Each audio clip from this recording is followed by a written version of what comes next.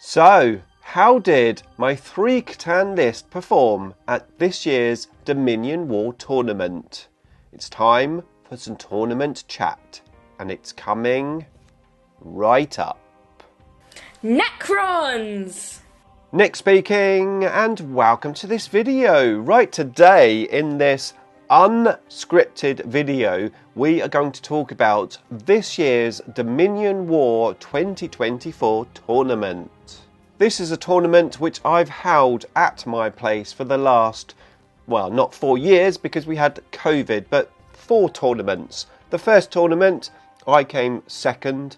The second tournament, I came first. And I didn't really like winning my own tournament because all of the prizes from the sponsors were, well, there for, my guests.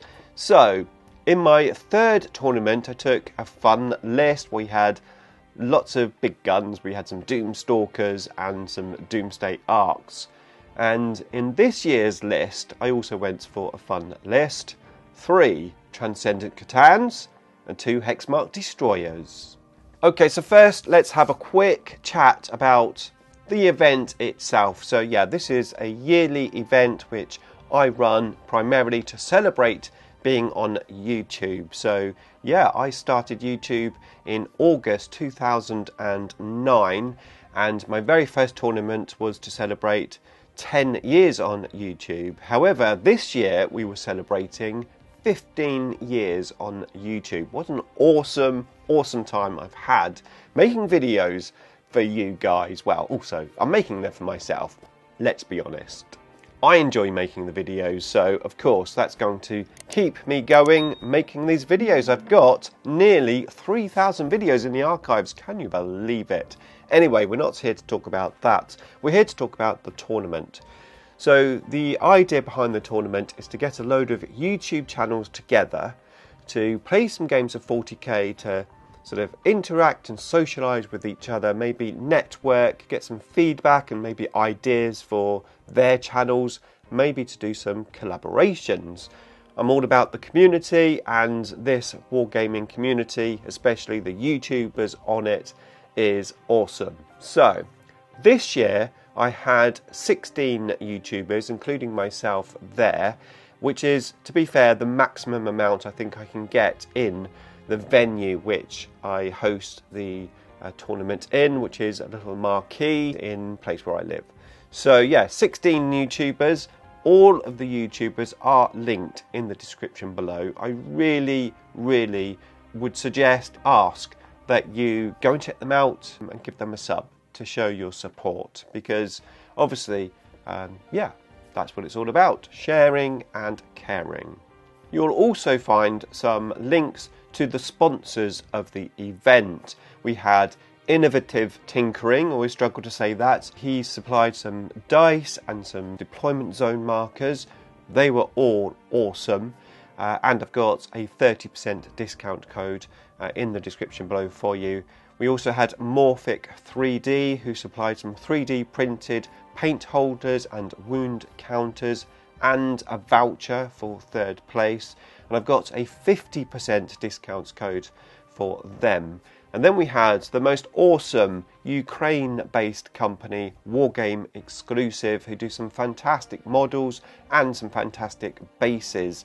And we had some fantastic prizes donated by them for the tournament. So yeah, go and check out the sponsors as well. Okay, so the format of the event, mainly because of the space that we have, effectively, I can only comfortably get 4 tables in the marquee. With 16 YouTubers there, it's the perfect amount to play pairs. We played pairs last year, and we also played it this year. I learnt quite a bit from last year's tournament, and I took that into this year's tournament. So last year we had 2 games, and we randomly drew the pairs for each game, which was fun, but it was quite difficult to score because you had to score on an individual basis. So we went for points scored. That did mean that some people who only won 1 game got placed higher than somebody who'd won 2 games, and that just didn't seem right. So this year I decided to keep things A, easier to score, and B, to keep things a little bit more simpler because we didn't have to sort of spend time doing a second draw, we went for fixed pairs that you would play with the same person for both games. So still randomly drawn on the morning of the event, which kept it fun, but also meant that you couldn't list tailor because you didn't know who you were going to be partnered up with. And I liked that because I wanted to try and keep the, let's say, like tournament players like mentality out of this event. This event is for fun. Obviously, everybody wants to win. We all like to win, but you know what I mean. Now, I'm very pleased to say that everyone seemed to have a fantastic time. There was so much fun and banter in the marquee. The atmosphere, you could tell that everyone was just like having a blast. And judging from all of the videos which those other channels have posted about the event, it definitely seems like everyone enjoyed it. So that's awesome, because obviously that's why I do the event, to have some fun. So let's talk about my list now, and then I'm going to talk about the games that I had and how it performed. So I went for a list which was going to be easy to play, because I didn't want to have the stress of playing a really intricate, large army and also run the event. I was keeping an eye on the time. I had loads of alarms on my phone so that I could give a 30-minute warning and a 10-minute warning when everything was supposed to happen. So I wanted to keep an eye on that. Also, I wanted to make sure that I spent enough time getting some content for my tournament report videos. I wanted to go around to the tables and do a little bit of recording, do some interviews. I still didn't do as much content as I would have liked. I would have liked to have done more interviews, but I did reasonably well. And I managed to talk to everyone, which obviously is what I wanted to do. So I went for an easy to play list. And I got inspired by the Transcendent Catan. I've been playing it quite a lot in my Hypercrypt Legion, just one. And I thought it would be really fun to play a list that no one would be expecting or know about. So I had to do some subterfuge with my partner, who I normally play against, which of course is Richard from CM Wargames. I always loved that word, subterfuge, but never had a chance to say it, but now I do. So yeah, I was playing all sorts of practice lists with Richard. My subterfuge to the fact that basically I'd bought a couple of 3D printed Transcendent Catans a few months ago. I've already made the videos on those models and I had them painted way before the tournament. I was ready to go. I had to wait for the points changes, but my list wasn't affected by the points changes, which was great. And my list was 3 Transcendent Catans and 2 Hexmark Destroyers. I only had 2 data cards, so this list was definitely going to be easy to play and hopefully give me some breathing space for all of the other stuff that I had to do on the day. And of course, well, 3 Transcendent Catans is pretty nasty. Now, I wouldn't play this list on a one person versus one person, because I'd have very difficult time scoring probably both primary and secondary objectives. But when partnered up with someone, depending on who I got partnered up with, I thought this list had a good chance on the table. My plan was to put 1 Hexmark Destroyer in reserve and have the other units, the 4 units, deployed on the table, and then at the end of my opponent's turn 1 I would hypercrypt the other Hexmark Destroyer and also 1 Transcendent Catan. The other 2 Catans would then be free to move when they advance around the board. Now, of course, in Pariah Nexus, the Catans have had a bit of a nerf, the Transcendent Catan, because you can't do actions now when you advance. So you can no longer advance onto an objective and do an action, etc. Which is why I wanted to put 1 of those Transcendent Catans into reserve, so that when I come in, as it's a deep strike reserve rule that you're using, of course you can do the action when you come in. And then I'll have a Hexmark Destroyer that can come in also on turn 1 if we're going second, And the other Hexmark Destroyer, as I said, is just in standard reserve, so that can come in turn 2. So I've got a lot of movement with this army, which is great. So I've got a lot of potential to cause some trouble. The Hexmark Destroyers can use the stratagem where you can deep strike in within 3 inches. So I'm pretty good at doing secondaries, and potentially I can hold up units on objectives or just generally just sort of hold them up. The other thing that this list can do, of course, is take a lot of firepower away from my opponent as well. So I was quite happy if I just basically just teleported onto objectives and I took all the firepower from my opponents and potentially died. If I did die, then as I said, it would just give me more time just to, interact with everyone. But I didn't want to leave my partner in the lurch, and I wanted to, of course, try to win it for them as well. So that's why I didn't take like a really, really silly list. I took a list which had a lot of potential, but it definitely needed a partner which could sort of complement my list quite well. Okay, so talking of partners, I was randomly drawn with Kaiser, the Restless Kaiser from Modelling for Advantage. Now, we also had James from that particular channel. There's a group of guys on that channel. They're all fantastic. I've guest appeared on one of their live streams previously, and I had lots of fun there. Really great bunch of guys. They do lots of different games as well. So, like I said, definitely check them out in the description below. Now, Kaiser, as I said, he had Death Guard. I've got his list here, so let's quickly go through it. He had 3 characters. He had 2 Foul Blight Spawns. He also had 1 enhancement with one of them, the Droning Aura. I'm not quite sure exactly what that does. He also had Typhus, which was his Warlord.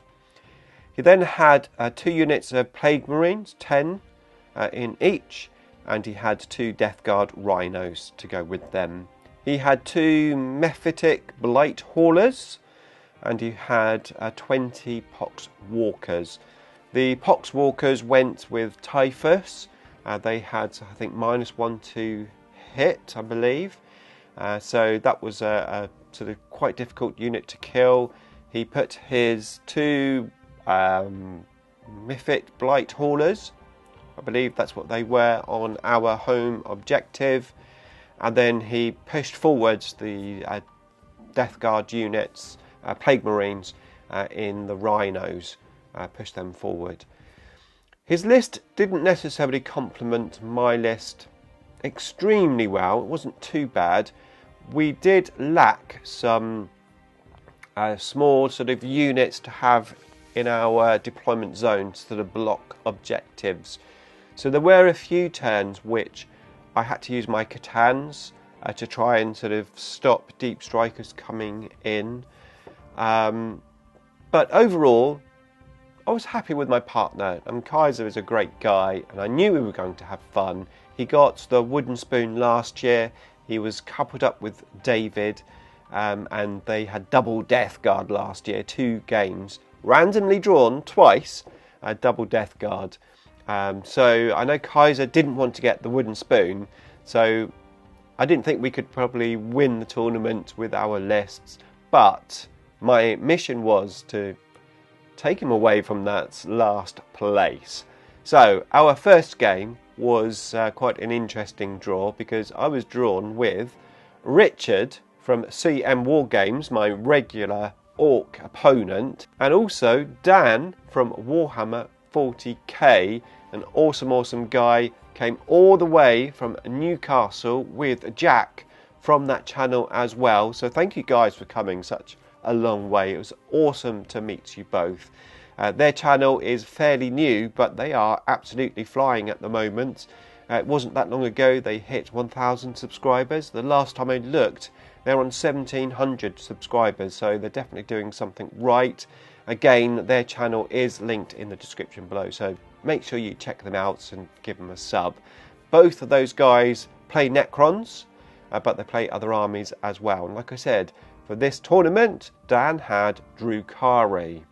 Now, I'd played a few test games against Richard's Orc army that he had at the event. Now, bearing in mind that Richard enjoys the tournament competitive side of the game. Probably, I would say, out of all the people that were there, he probably was the most competitive player. And his list showed it. Now, this list is nasty. I played against it quite a lot. And it's very different for an orc list. It's a shooty orc list. Now, he was paired with Drukhari, who normally would be a shooty army, generally. But the Drukhari list was more of an assault list. So it's like a role reversal. Now, Richard had bad luck because legends were allowed at the tournament. And he had him joining a unit of Flashgits, who is such a nasty unit. He also had 2 units of looters, and either one of those 3 units can put out so much firepower, and they're even like really scary in Overwatch, like very scary in Overwatch. I knew that my Catan list was in trouble a bit against Richard because, of course, my list is all about teleporting around, and his list is all about, well, lots of guns and firing, and like I said, it's like really good in Overwatch. So I was instantly worried. He also had a truck, and he had some killer cans, and then he had a few units of Gretchen. Now Dan had, and I'm going to go to my phone to get his list. So Dan had the Sky Splinter Assault Detachment. He had an Archon and a Lilith Hesperex, which I'm told is actually quite nasty in close combat. He also had 10 Cabalite Warriors. He had 10 Witches. He had a Raider, 2 Venoms. Then he had 10 Incubi. He had a Mandrake and another Mandrake unit, 2 units of 5. Excuse me, I'm not 100% familiar with the Dark Elder current range. He also had some Scourges. He had a unit of 5 of those. They were horrible because they were like popping up, shooting, then popping back down. They were quite annoying, let's say. His Incubi, whilst I haven't played Incubi with my Dark Elder army, because I have a Dark Elder army, but I haven't played it for years, and I don't own those models. But I have seen them in action before, because Richard proxied them when he played my Dark Elder army. And I knew they were horrible. He had those in close combat. And Witches, again, sort of pretty nasty. The whole list was pretty nasty. So we were facing 2 quite nasty lists. So I did what I was going to do. I deployed my Transcendent Catans at the back of the board, ready to sort of teleport them around. And Kaiser deployed ready to go forward. Now, very cleverly, and I thought this was going to happen, especially with Richard, because Richard is, really good player.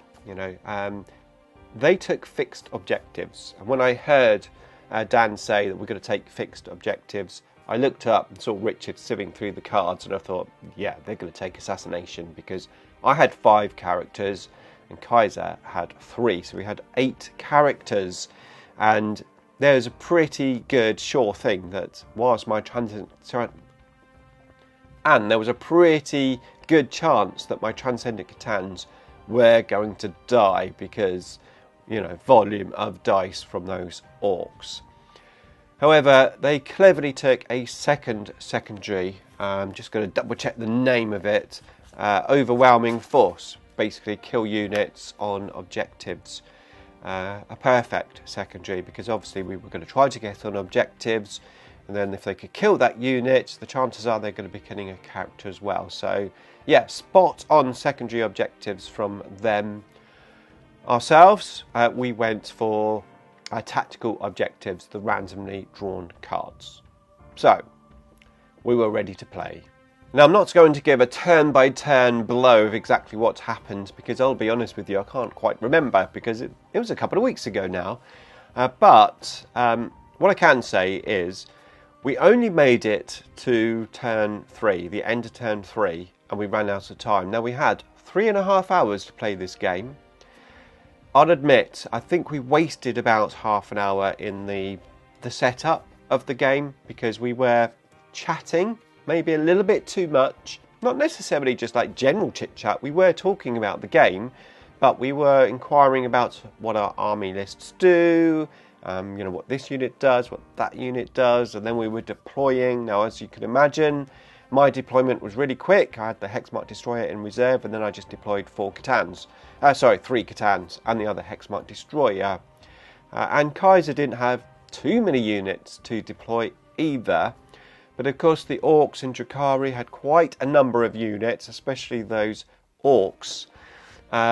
So yeah, we did take maybe a little bit too long than we should have done deploying before we even started the game.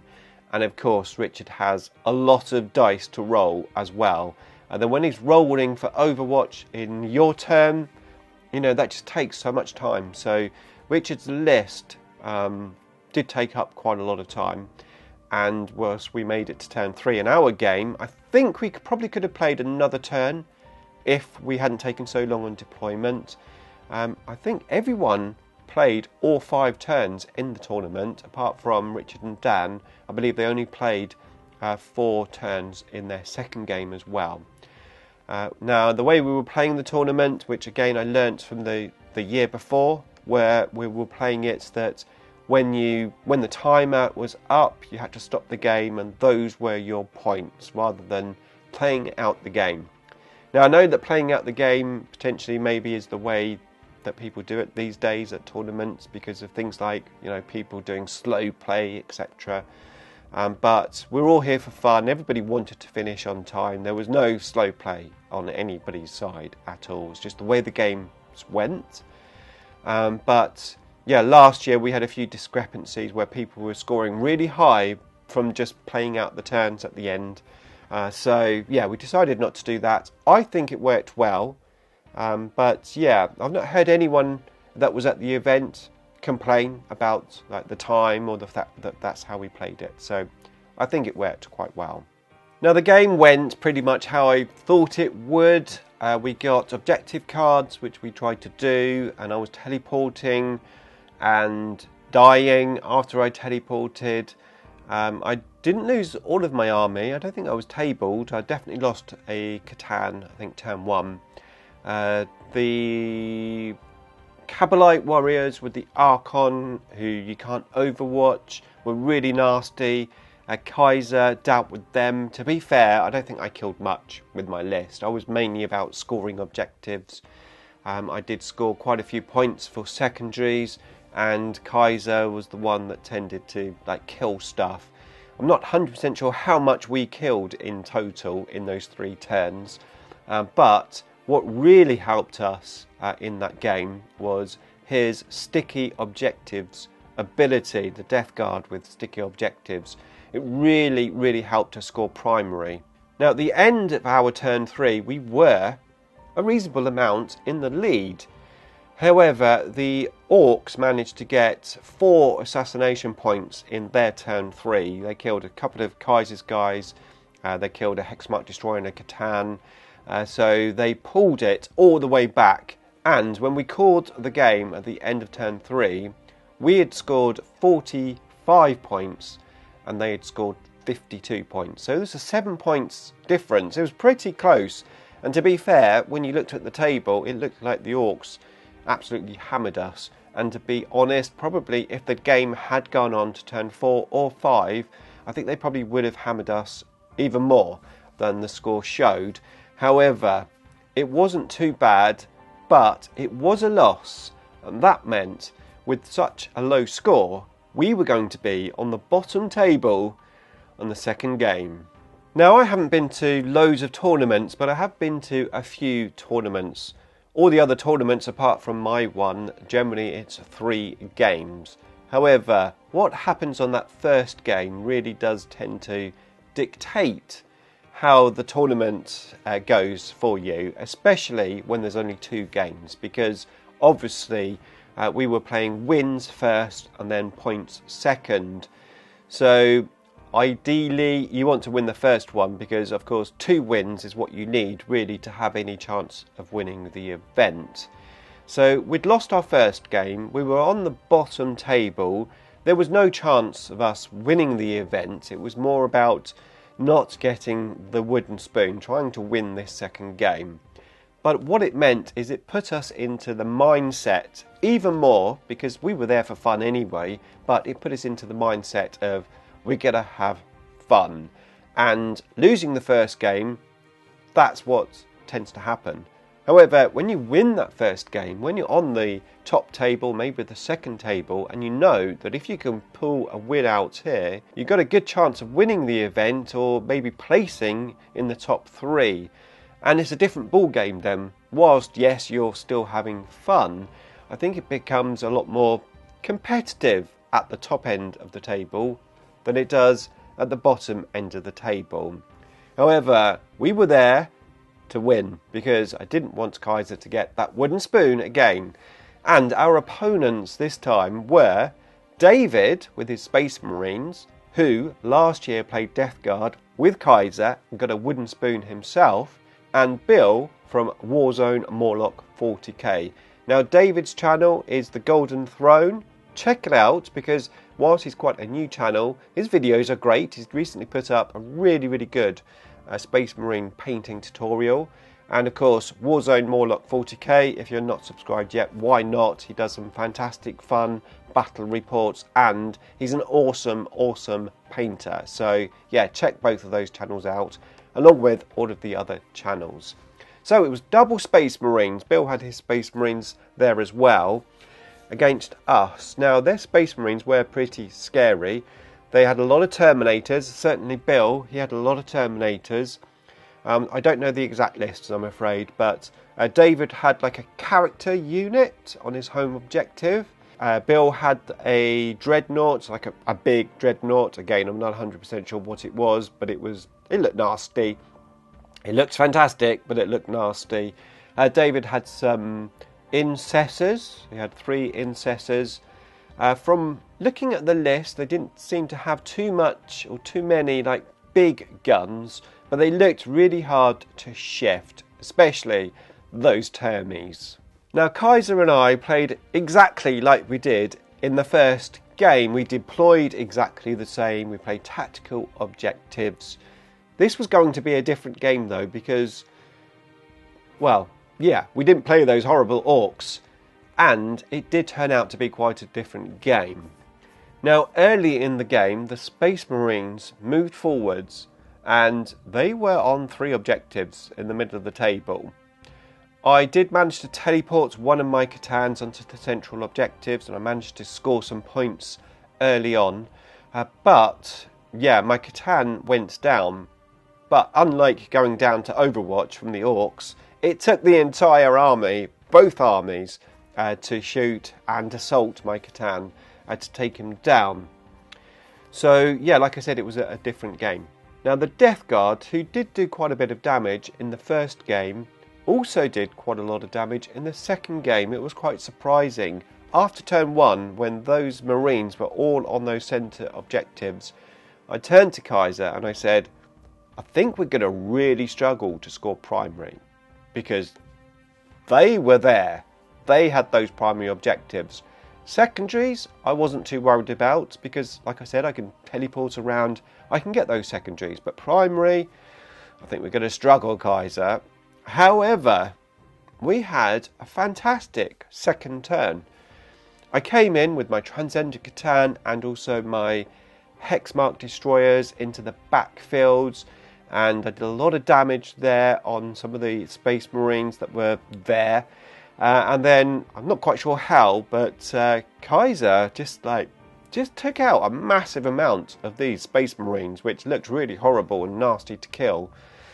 He took out a good chunk of those, and after a couple of turns, we were holding those central objectives.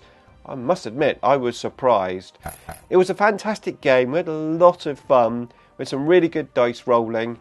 I rolled incredibly badly in the first game, like my usual, really badly. I forgot to say it when I was recapping the first game, but yeah, my dice rolls were shocking the first game. So many 1s and 2s. I couldn't make a 4+ invulnerable save. I couldn't make a feel no pain save. It was terrible. However, in the second game, I rolled like a boss. I made so many saves, and every time I attacked, either with my guns or in assault, I did a lot of damage. I assaulted the 3 incessors who deep striked onto our home objective. They had that 3-inch deep strike stratagem. And then I assaulted with my Catan, and I did 25 damage on those 3 incessors. And then at the other end of the table, my other Catan did like 23 damage. The Catans did really well the second game, but they did nothing the first game. And that's obviously down to maybe the opponents. And I think obviously this is where 1,000 points just generally is really difficult to build a list that can, well, like an all-comers list that can cope with anything that you face. Some armies you're going to do better than others. But the second game, I have to say, was a lot of fun. I really enjoyed it. And the final score, we scored big, 92 to us and 65 to the double Space Marines. Thank you, Bill and David, for such an amazing game. Of course, it did mean that David had lost his second game, and he did get the wooden spoon. So now he has 2 wooden spoons, like a salad mixer. So now he's got 2. I'm sure he'll want to win a 3rd next year. We'll see. However, we did avoid Kaiser guessing the wooden spoon. We came 5th, I think it was, out of the 8 teams that were there. So I was happy with that. I don't personally like getting into the sort of prize area, whilst it would be nice to win some prizes. You know, I enjoy other people going home with prizes rather than me winning my own prizes. So for me, it was like a perfect slot. I wasn't last. I got to 5th place. The prizes started in 4th place. So yeah, I was really, really happy with that. And I was happy how my list performed, especially in the second game. I really hope that Kaiser enjoyed being paired up with me and my list. I don't know what he thought of my list. I think half of the time he felt like he was on his own. And if that's how you felt, Kaiser, I'm sorry about that. Yeah, that is what happened when I took 3 Transcendent Catans to a tournament. Now, if you would like to see the tournament with me using these models, here is the tournament report for you to check out. And here's a playlist with all 4 of the Dominion War tournaments for you to enjoy.